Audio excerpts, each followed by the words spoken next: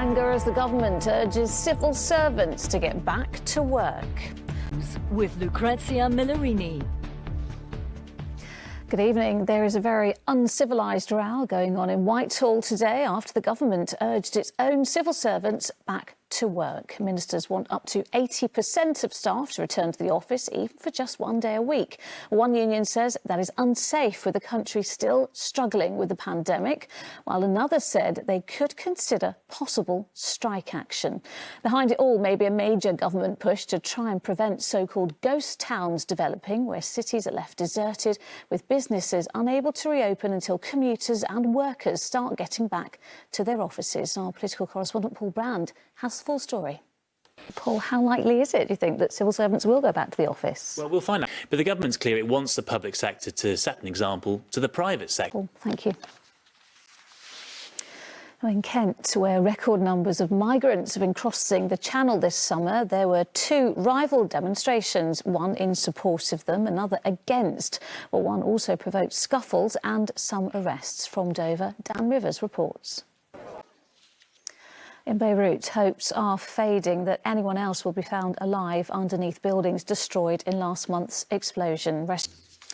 Meanwhile, Japanese Coast Guards have rescued a second survivor from a stricken ship that sunk in a vicious typhoon. As Mark Mallett reports, it was found floating in a life raft miles from shore as high winds and rain battered the region.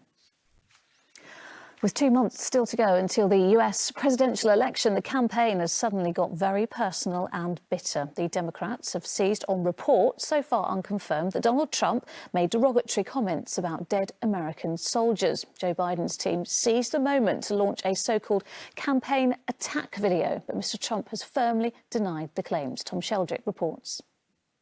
Let's move on to sport now. England are playing Iceland in their opening Nations League match. It's their first international since last November. It's also domestically, the Women's Super League returned today after a 6-month shutdown for coronavirus. Last season's runners-up, Manchester City, opened up with a 2-0 win behind closed doors at newly promoted Aston Villa. But as Chris Scudder reports, there were some tough lessons learnt. Lewis Hamilton is on pole for tomorrow's Italian Grand Prix. And finally, a young boy who was told he would never walk again has climbed Britain's biggest mountain. Caden Thomas has cerebral palsy and needs intense physiotherapy, but against all odds, the 7-year-old scaled over 4,000 feet and raised thousands for charity. Stacey Foster reports. 17,000 and counting. That's it. I am back with the late news at 5 to 11. Until then, enjoy your evening. Bye-bye.